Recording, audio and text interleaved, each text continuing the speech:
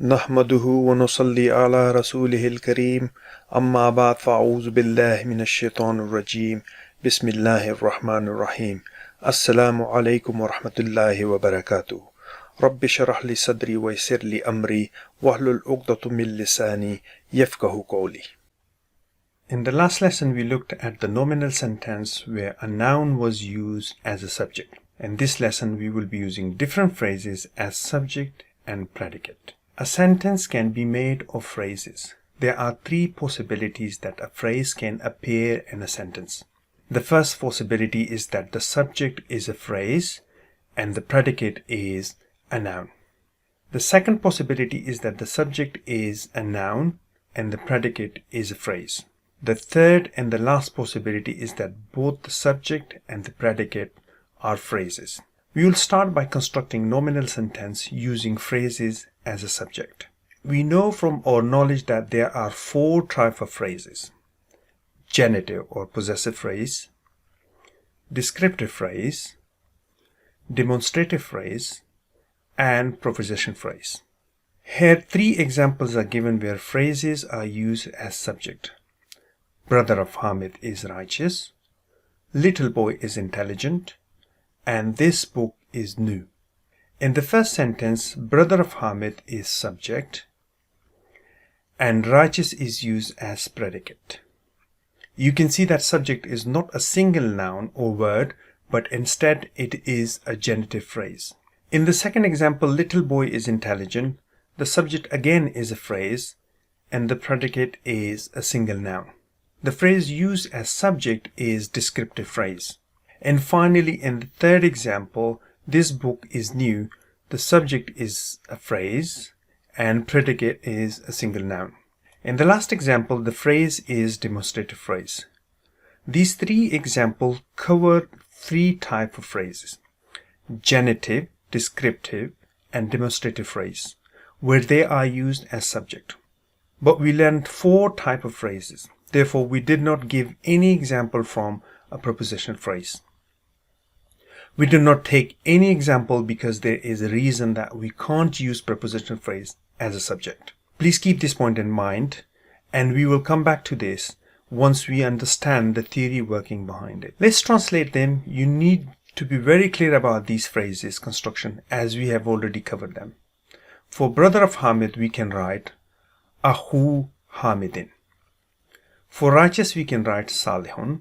Our final construction is Ahu Hamidin Salihun. For second example, little boy is intelligent. For little boy, we can write Al-Waladu Saghiru. And for intelligent, we can write Dhakiyun. The final construction is Al-Waladu Saghiru Dhakiyun. And the final example is this book is new. For this book, we can write Hadha al-Kitabu. For new, we can write Jadidun. The final sentence is then Hadha al-Kitabu Jadidun. These all examples show the use of phrases as subjects. Let's see the use of phrases as predicate. Here we have two examples. In the first example, Quran is word of Allah. Quran is used as subject and the word of Allah is used as the predicate. It is a genitive or possessive phrase. In the second example, Zayd is used as subject and the righteous is used as predicate. The predicate in this example is a descriptive phrase. In both examples, predicate is a phrase. However, you can see that we have taken two categories of phrases: possessive phrase and descriptive phrase. The other two phrases, prepositional and demonstrative phrases, are not used as predicate. Let's construct these sentences in Arabic. In the first sentence, Quran is a word of Allah. Quran is used as subject in the nominal sentence. We can write Quran in the subject as Al-Quran. The predicate in this sentence is word of Allah. It is a possessive phrase and we can write it as Kalamullahi. In the nominal sentence rules, we said that the predicate is mostly indefinite. A possessive phrase makes the kalam related to Allah. Therefore, it becomes a definite. Hence, the construction is Al-Quranu Kalamullahi. The predicate in this construction is definite.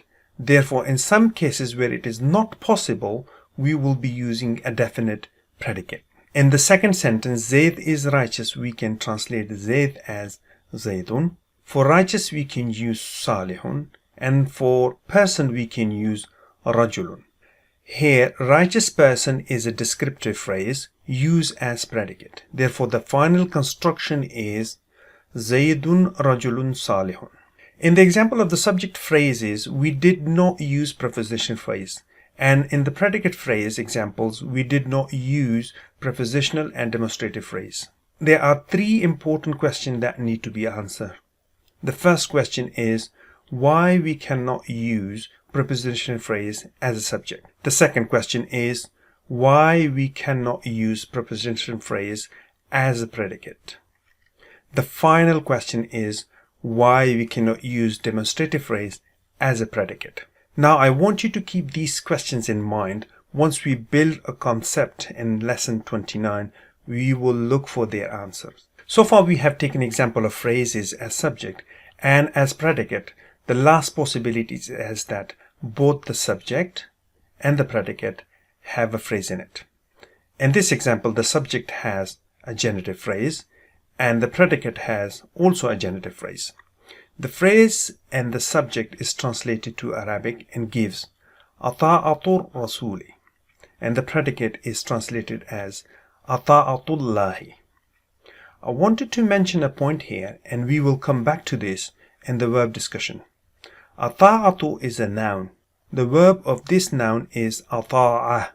We will start verbs once we finish our nominal sentences.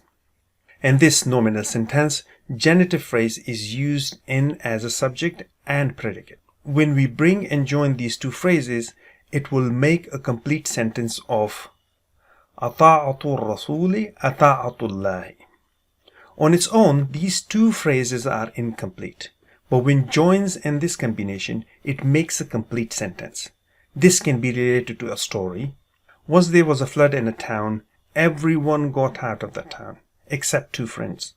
They both were disabled. One was blind and another limp.